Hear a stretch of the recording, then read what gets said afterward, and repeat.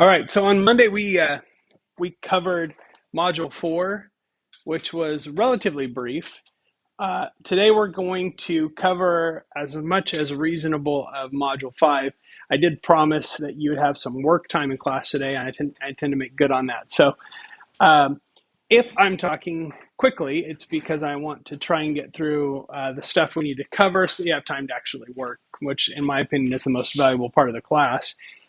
Of course, you can always pull the videos and watch them in slow motion, or you can pause, which is what I recommend, especially if you're kind of stuck working on an assignment or something. And I've gone over that on video.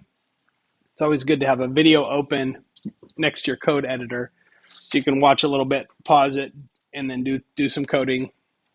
Watch a little more, pause it, do some more coding, and that way you can keep up.